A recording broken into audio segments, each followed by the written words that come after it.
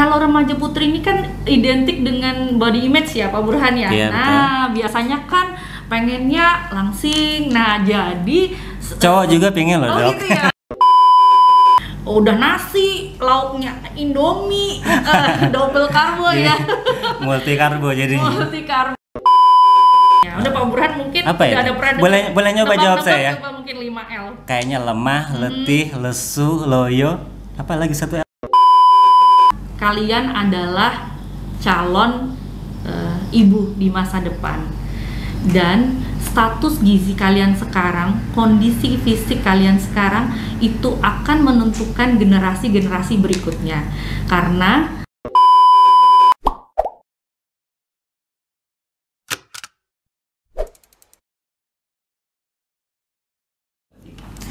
Assalamualaikum warahmatullahi wabarakatuh. Halo, apa kabar? Senang sekali rasanya bisa berjumpa kembali di program favorit kita. Apalagi kalau bukan di Yuk Podcast, Yuk Mari Kita Sehat. Sahabat sehat, sebelum menonton video lebih lanjut, saya ingatkan untuk jangan lupa subscribe, like, dan aktifkan loncengnya agar semuanya sahabat sehat tidak ketinggalan informasi-informasi, edukasi, dan juga inspirasi dari dunia kesehatan yang kami berikan dari Puskesmas Sebakung Jaya. Dan tema kali ini tema spesial karena berkaitan dengan remaja, bagaimana remaja itu tetap sehat, dan tentu pastinya remaja yang berprestasi dengan tidak mengalami anemia melalui pemberian tablet tambah darah. Dan untuk membahas hal itu, tema-tema itu telah hadir di studio, yaitu Dr. Rizka Ajija Darwis MPH dari Dinas Kesehatan Penajam Pasir Utara. Halo Dok, halo. Selamat pagi. Selamat pagi ya. Pak Burhan. Senang sekali Dok bisa hadir di studio kami. Nah, jadi kali ini kita akan ngebahas remaja putri sehat tanpa anemia. Yes. Dok, kira-kira kenapa sih kok ini kan salah satu program pemerintah ya Dok ya, yang di background dari Kementerian Kesehatan Republik Indonesia. Tapi kenapa penekanannya kok remaja putri ini? Ada apa sih sebetulnya dengan remaja putri? Bisa dijelaskan, Dok? Oke, terima kasih sebelumnya Pak Burhan. Bisa dekat-dekat dengan Dok, biar suara kita. Udah terdengar ya? Baik, jadi kenapa pertanyaannya kok remaja putri, kenapa nggak remaja putra gitu ya Pak Burhan ya? Dan teman-teman semua, karena seperti kita tahu remaja putri memang punya risiko untuk mengalami anemia lebih besar daripada remaja putra. Karena apa? Jangan lupa, remaja putri kalau sudah dia masuk ke akil balik, tentunya akan ada yang namanya periode menstruasi. Kalau cowok enggak ya? Enggak ada kan ya. Dan itu kan nanti remaja putri kita akan mengeluarkan darah setiap bulannya, dan itu salah satunya yang akan meningkatkan risiko untuk mengalami anemia. Kemudian yang berikutnya, remaja putri kan juga dalam masa pertumbuhan tentunya juga akan membutuhkan zat besi lebih banyak, dan juga kalau remaja putri ini kan identik dengan body image ya Pak Burhan ya. Iya, nah, biasanya kan pengennya langsing. Nah, jadi cowok juga pengen loh, Dok. Gitu ya, cowok juga ya. Iya dan dong. rata-rata tuh remaja putri kayaknya kan yang lebih concern tuh dengan masalah body image, dan biasanya akan melakukan diet-diet yang tidak sehat, pola makannya juga jadi tidak sesuai dengan apa yang seharusnya. Nah, ketika dia melakukan pola diet yang tidak sesuai tersebut, dia rentan sekali untuk mengalami anemia. Oke Dok, ini kalau bicara tentang diet-diet, saya sering menemui remaja, kemudian juga kebetulan juga saya punya anak yang remaja putri juga di usia SMP. Itu sering kali anak remaja putri khususnya itu memang dia nggak suka sarapan. Yes. Jadi itu ya kaitannya, mungkin dia pengen jaga body tadi itu. Betul. Ya. Satu mau jaga body, yang kedua memang saya rasa kalau dilihat memang kalau berdasarkan data itu memang saya lupa persis angkanya, tapi kalau tidak salah sekitar di antara 30%-an anak-anak kita, anak remaja kita tuh memang nggak punya kebiasaan untuk sarapan. Oh iya. Gitu. Jadi dengan kata lain faktor budaya juga. Ya, saya juga pernah baca sih. Itu kan yang jadi ada yang jumlah yang sarapan tuh kecil. Nah, yang sarapan pun ternyata itu yang dikonsumsi juga tidak bagus, tidak sehat gitu. Kurang lah ya dari standar gizi yang seharusnya. Betul sekali Pak Burhan. Jadi biasanya nih pola makan orang nggak cuma remaja tapi seluruh kayaknya rata-rata nih ya sebagian besar orang Indonesia tuh dominannya di karbonya. Di karbonya. Iya, tapi untuk konsumsi mikronutriennya dan makronutrien juga seperti kayak proteinnya itu nggak sesuai komposisinya dengan karbohidratnya. Jadi kan ada makronutrien, ada mikronutrien. Kalau mikronutrien kayak sayur buahnya itu jumlahnya tidak sesuai dengan apa yang dianjurkan, kayak misalnya kalau kita udah kenal isi piringku. Kalau dari Kemenkes. Itu apa aja itu, Dok? Gitu. Isi piringku jadi kan seharusnya ya setengah dari piring kita itu kan seharusnya sebenarnya berisi dari ada buah dan sayur gitu. Jadi nggak cuma, sedangkan kalau Indonesia kan udah nasi, lauknya Indomie, double karbo ya. Multi karbo jadinya. Multi karbo, bukannya diisi dengan sayuran atau buah-buahan, tapi diisi oleh jenis karbohidrat yang lain kayak gitu. Berarti Dok, kalau gitu program pemberian tablet buat remaja putri ini tidak berarti mengabaikan juga menu-menu yang disebutkan tadi itu ya. Jadi jangan sampai salah, cuma minum pil tambah darah doang gitu. Iya, itu artinya tablet tambah darah kan melengkapi ya. Tapi yang intinya yang lain yang lebih utama jelas memperbaiki pola makan, itu udah nomor 1 ya. Memperbaiki pola makan dan terus juga jangan lupa aktivitas fisik. Olahraga gerak ya. Gitu ya. Ini kebanyakan sekarang loh generasi Z ya. Z whatever lah ya. Iya. Itu memang jadi banyak kaum rebahan kan. Ya pokoknya dia sibuk dengan gadget gitu kan. Bahkan olahraganya gadget juga gitu. Olahraga jari jempol.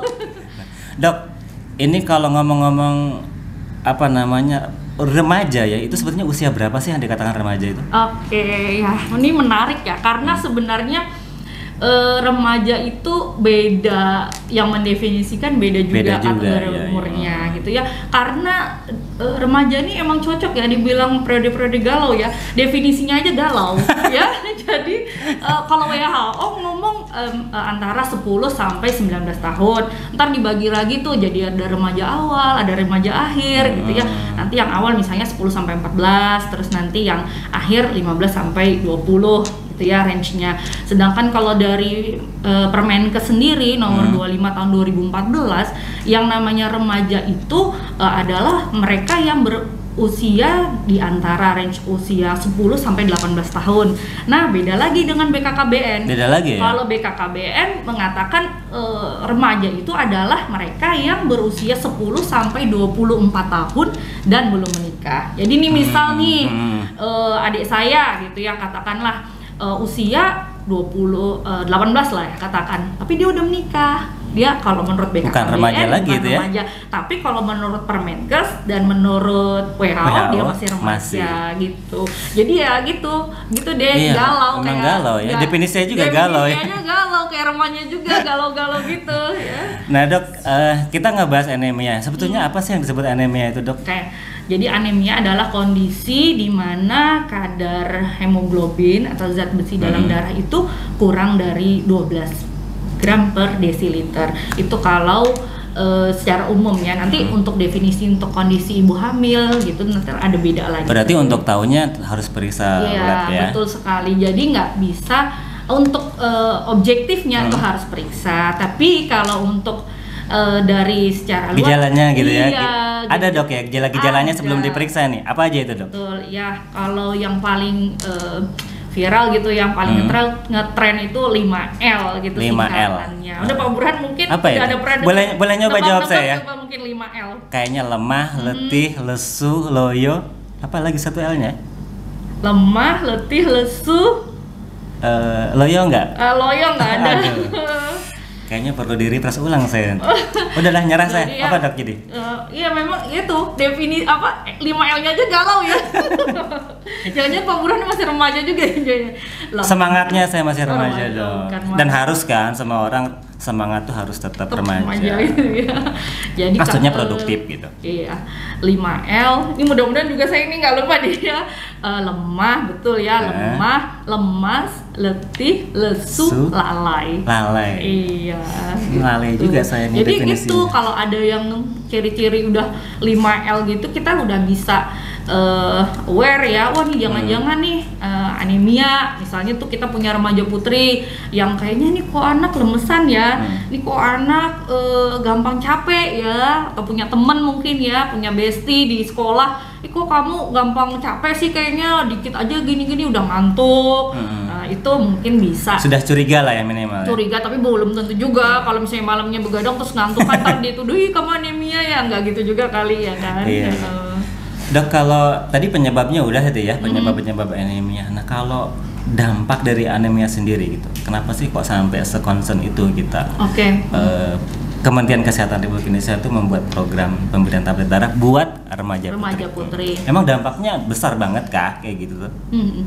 Jadi ya kita kan tahu, mungkin awalnya saya bisa ngasih gambaran. Jadi kayak hemoglobin ini kan tugasnya dia kayak membawa oksigen untuk dibawa ke sel-sel tubuh, ke jaringan, mendistribusikan lah. Ibaratnya dia tuh kayak truk yang ngebawa barang-barang yang dibutuhkan oleh sel-sel tubuh. Dia mensuplai gitu ya barang-barang kebutuhan. Nah, kalau misalnya seorang remaja itu otomatis dia kalau anemia, tentunya kebutuhan selnya kan akan berkurang ya, oksigen. Sedangkan kita tahu kan fungsinya oksigen itu kan penting banget tuh buat tubuh kita, untuk sel-sel tubuh kita.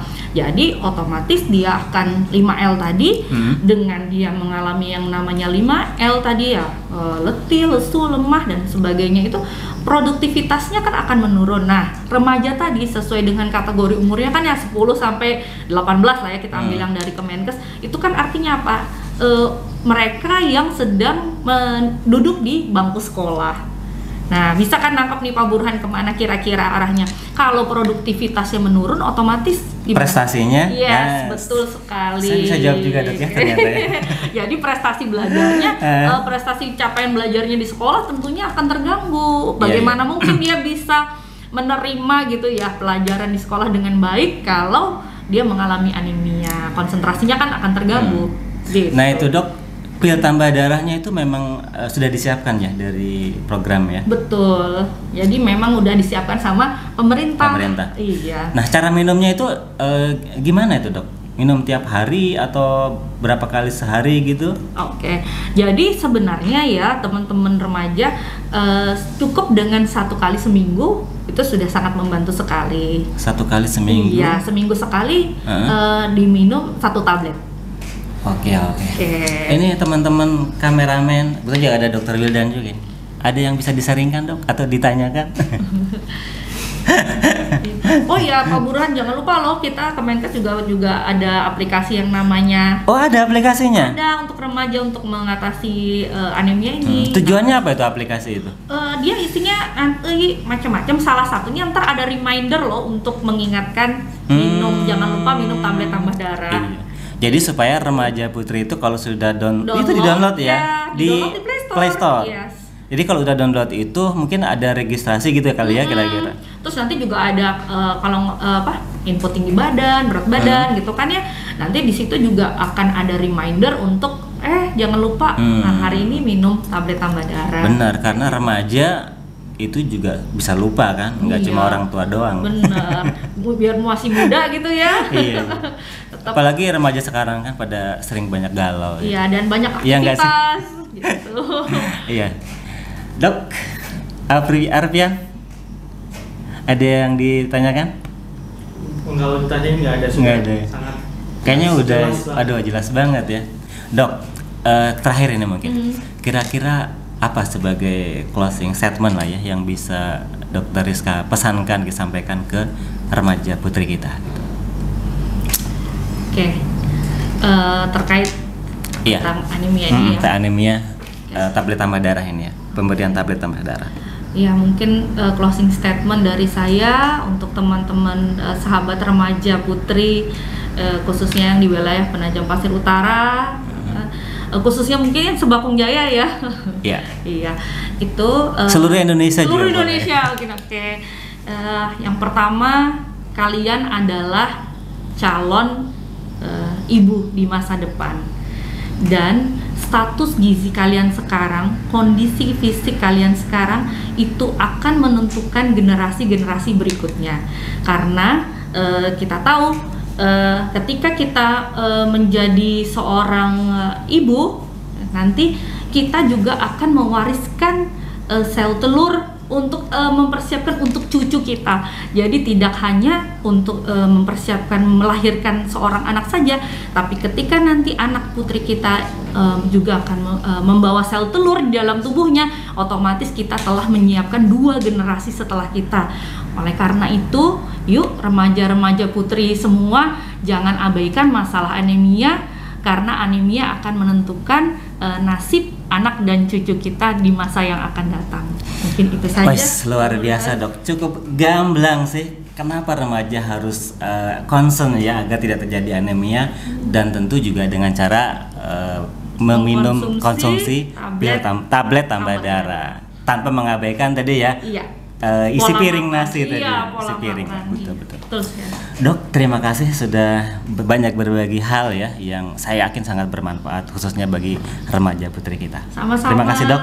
Ya, saya juga terima kasih sudah diundang ke podcastnya apa tadi? Podcast namanya? Mas Bagong Jaya. Podcast Mas Bagong Jaya. Bisa pesan nggak dok untuk subscribe gitu? Oke, jangan lupa semuanya share and subscribe, terus tekan lonceng gitu kali ya, biar nggak ketinggalan notifikasi untuk podcast berikutnya. Oke, terima kasih banyak dok. Iya, sama-sama. Oke, sahabat sehat semua, demikian tadi bincang-bincang kita, podcast kita dengan Dr. Rizka Azizah Darwis MPH. Saya yakin banyak manfaat yang bisa kita dapatkan, khususnya para kalian nih ya, para remaja putri di seluruh Nusantara. Karena seperti closing statement tadi, kalian itu adalah menyiapkan generasi yang bukan dirinya sendiri, tapi juga sebagai pengawal peradaban ya. Karena peradaban beberapa tahun kemudian itu diawali dari remaja, salah satunya yaitu dengan menjadikan kita remaja yang sehat tanpa anemia. Oke, terima kasih. Sampai jumpa di lain kesempatan. Assalamualaikum warahmatullahi wabarakatuh.